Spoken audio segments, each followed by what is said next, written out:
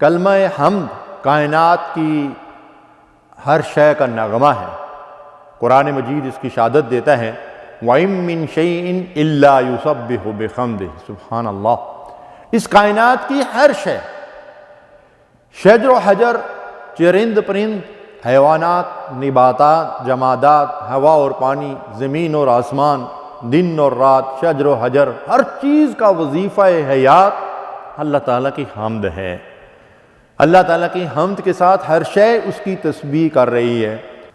یعنی الحمدللہ کے معنی ہیں کہ جو رب اکیلا ہے، وحدہ لا شریک ہے، وہی حمد و ثنا کا مستحق ہے، وہی الہ اور معبود ہے، اور وہی حاجت روا اور مشکل کشا ہے، اور اس کائنات میں وہی حمد و ثنا کے لائق ہے۔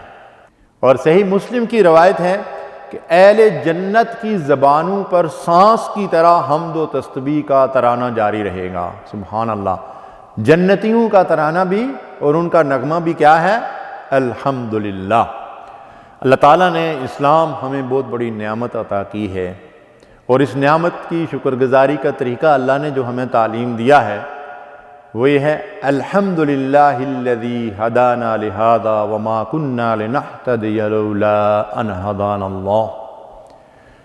ہم اللہ تعالیٰ کی حمد و ثنا کریں کہ اللہ تعالیٰ ہی ہے جس نے ہمیں یہ نعمت اسلام عطا کی ہے۔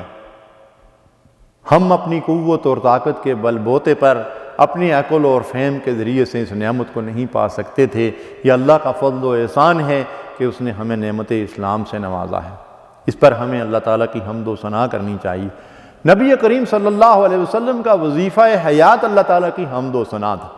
آپ نیند سے بیدار ہوتے، آنکھ کھلتی، الحمدللہ الذی احیانا بعد ما اماتنا والیہ النشور، یہاں سے لے کر رات سونے تک اللہ کے نبی صلی اللہ علیہ وسلم قدم قدم پر اللہ تعالیٰ کی حمد و ثنا کرتے۔ اللہ کے رسول صلی اللہ علیہ وسلم رفع حاجت کے لیے جاتے، اور جب وہاں سے فراغت حاصل کرتے تو اللہ کا شکر ادا کرے، الحمدللہ الذی اذھب عنی العذا وعافانی، سبحان اللہ۔ آپ پانی نوش فرماتے، اللہ کی حمد کرتے، الحمدللہ کہتے، دودھ نوش فرماتے، الحمدللہ کہتے، چھینک آنے پر الحمدللہ کہتے، نیا لباس پہنتے، الحمدللہ کہتے، کسی کو مصیبت کی حالت میں دیکھتے، الحمدللہ الذی عافانا مما ابتلاک بہ وفضلنی علی کثیر ممن خلق تفضیلا۔ اللہ کا شکر ادا کرتے، اللہ تعالیٰ کی حمد و ثنا کرتے کہ شکر ہے اللہ کا کہ اللہ نے مجھے اس مصیبت سے، اس پریشانی سے بچا لیا جس کے اندر تو مبتلا ہے۔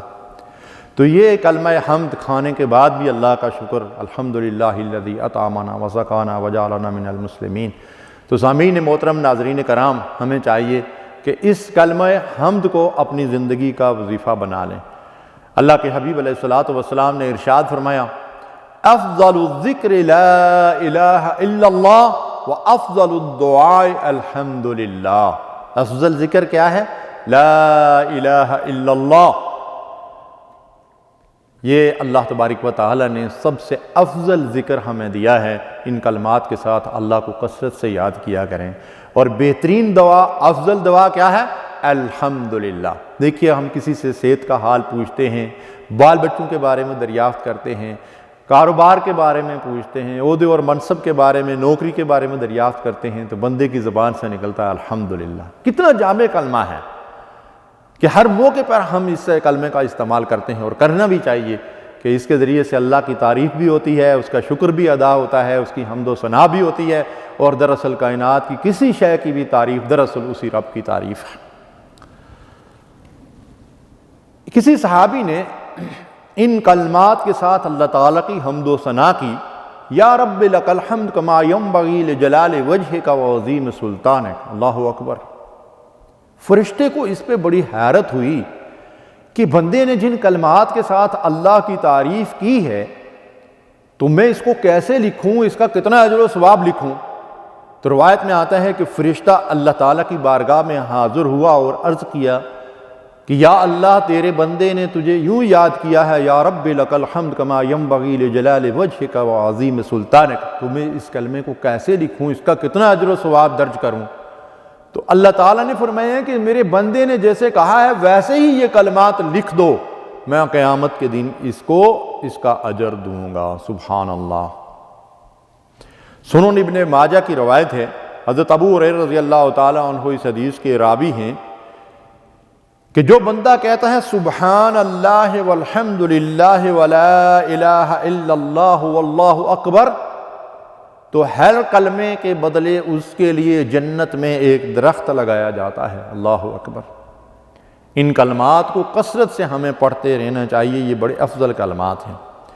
پھر دو کلمات کے بارے میں حدیث میں آتا ہے، امام بخاری رحمۃ اللہ علیہ نے غالباً انہی کلمات کے اوپر اپنی بخاری شریف کی تکمیل کی ہے، جن کے بارے میں اللہ تعالیٰ نے ارشاد فرمایا کہ دو کلمے ایسے ہیں جو زبان پر بڑے ہلکے، میزان میں بڑے وزن والے اور رحمان کے نزدیک بڑے پسندیدہ ہیں، سبحان اللہ و بحمدہ سبحان اللہ العظیم۔ تو ان کلمات کے ذریعے سے ہم اللہ تعالیٰ کا ذکر کیا کریں، یہ بڑے عظیم کلمات ہیں۔ حدیث میں آتا ہے کہ جو بندہ روزانہ 100 مرتبہ سبحان اللہ و بحمدہ پڑھ لیا کرے، سمندر کی جاگ کے برابر بھی اس کے گناہ ہوں تو اللہ تبارک و تعالیٰ معاف فرما دے گا۔ لیکن ناظرین کرام ایک بات نوٹ کر لیجئے کہ یہ جس طرح کے بعض کلمات اور بعض اذکار اور بعض دعاؤں کی فضیلت جو ہے وہ حدیث کے اندر بیان ہوئی ہے، ان کا مطلب یہ نہ سمجھ لیا جائے کہ ہم نماز نہ پڑھیں، روزہ نہ رکھیں، اللہ تعالیٰ کا خوف ہمارے دلوں کے اندر نہ ہو، اللہ کی منع کی ہوئی چیزوں سے نہ بچیں اور ان اذکار کا اہتمام کرتے رہیں تو اتنا بڑا اجر و ثواب ہمیں ملتا رہے گا۔ نہیں، ایسی چیز نہیں، بلکہ اللہ سے ڈرتے ہوئے زندگی بسر کریں اور اللہ کے عائد کردہ فرائض کی پابندی کریں اور اللہ کی منع کی ہوئی چیزوں سے دور رہیں، اور پھر ان کلمات کا اور ان اذکار کا اور ان دعاؤں کا جو ہے وہ اہتمام کریں تو ہماری زندگیوں کے اندر ان کی خیر و برکت بھی ہوگی، ہماری نیکیوں کے اندر اضافہ بھی ہوگا، اور جنت میں ان کے ذریعے سے اللہ تبارک و تعالیٰ سدا بار نعمتیں بھی ہمیں عطا فرمائیں گے۔ حدیث میں آتا ہے کہ کوئی بندہ اگر ہر نماز کے بعد 33 مرتبہ سبحان اللہ، 33 مرتبہ الحمدللہ اور 33 مرتبہ اللہ اکبر کے کلمات پڑھے اور اس کے بعد ایک مرتبہ کلمہ توحید پڑھ کر 100 کی گنتی پوری کر لے، کلمہ توحید لا الہ الا اللہ وحدہ لا شریک لہ لہ الملک و لہ الحمد وہو علی کل شیء قدیر، تو اس کے ساتھ 100 کی گنتی پوری کر لے اور ہر نماز کے بعد اس کا اہتمام کرے تو سمندر کی جاگ کے برابر اس کے گناہ ہوں تو اللہ تعالیٰ معاف فرما دیں گے۔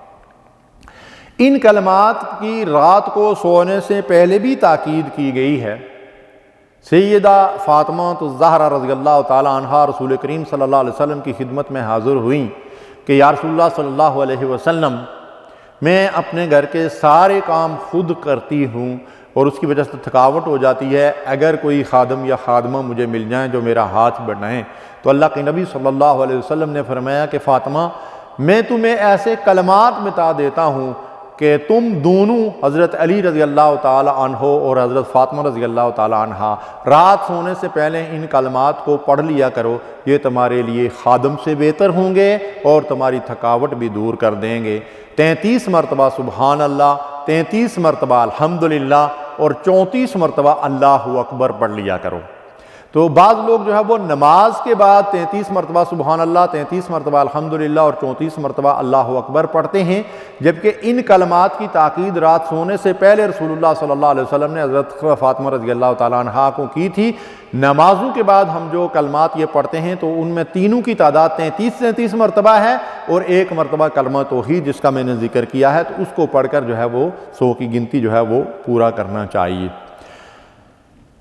سفر معراج کے موقع پر رسول اللہ صلی اللہ علیہ وسلم کی ملاقات سیدنا ابراہیم علیہ السلام سے ہوئی، تو ابراہیم علیہ السلام نے نبی کریم صلی اللہ علیہ وسلم کے ذریعے سے حضور کی امت کے لیے سلام بھیجا۔ اللہ تعالیٰ سیدنا ابراہیم علیہ السلام پہ سلامتی نازل فرمائے کہ اپنی امت کو میری طرف سے سلام کہہ دیں اور انہیں کہہ دیں کہ جنت کی زمین بڑی زرخیز اور بڑی عمدہ ہے اور اس کا پانی بڑا میٹھا ہے، مگر وہ زمین خالی چٹیل میدان کی طرح پڑی ہوئی ہے، اور اس زمین میں لا الہ الا اللہ، سبحان اللہ الحمدللہ اللہ اکبر پڑھ کر درخت لگانا تمہارا کام ہے۔ سیدنا ابراہیم علیہ السلام نے رسول اللہ صلی اللہ علیہ وسلم کے ذریعے سے ہمارے لیے یہ پیغام بھیجا کہ ہم سبحان اللہ الحمدللہ لا الہ الا اللہ اللہ اکبر پڑھ کر جنت میں اپنے لیے درخت لگائیں۔ یہ حدیث مبارکہ پہلے بھی ابن ماجہ کے حوالے سے جو ہے وہ گزر چکی ہے، اور سیدنا ابراہیم علیہ السلام نے بھی ہمارے لیے یہ پیغام بھیجا ہے۔ ہمیں چاہیے کہ ان کلمات کے ذریعے سے اللہ کا ذکر کثرت سے کرتے رہا کریں۔ ایک روایت میں آتا ہے کہ قیامت کے دن ساری اولاد آدم کا سردار نبی صلی اللہ علیہ وسلم فرماتے ہیں کہ میں ہوں گا اور حمد کا جھنڈا جو ہے وہ میرے ہاتھ میں ہوگا، یعنی رسول اللہ صلی اللہ علیہ وسلم کے ہاتھ میں اللہ کی حمد و ثنا کا جھنڈا ہوگا اور آپ اللہ تعالیٰ کی حمد و ثنا بیان کرتے ہوں گے۔ ایک روایت میں آتا ہے کہ اگر کسی کے بچے کی موت واقع ہو جائے اور اس پر وہ صبر کرے اور یہ کہے الحمدللہ انا للہ و انا الیہ راجعون، ہم عموماً صرف یہ کلمات ہی پڑھتے ہیں انا للہ و انا الیہ راجعون، لیکن ان کلمات سے پہلے حدیث میں اس بات کی بھی تاکید ملتی ہے کہ پہلے الحمدللہ کہنا چاہیے۔ اور میں نے عربوں کو اکثر یہ دیکھا ہے کہ جب بھی کوئی کسی نقصان پہ اوپر جو ہے وہ ان کلمات کو پڑھتے ہیں تو وہ پہلے کہتے ہیں الحمدللہ انا للہ و انا الیہ راجعون۔ تو اللہ فرماتے ہیں کہ اگر میرا کوئی بندہ یا بندی اس موقع پر صبر کرتا ہے، ان کا کوئی بچہ مر جاتا ہے، ان کلمات کے ساتھ اللہ کا شکر ادا کرتا ہے، تو اللہ فرشتوں کو حکم دیتا ہے کہ میرے اس بندے اور بندی کے لیے جنت میں ایک گھر بناؤ اور اس کا نام رکھو بیت الحمد۔ وآخر دعوانا ان الحمدللہ رب العالمین۔ اللہم صلی علی سیدنا محمد وعلی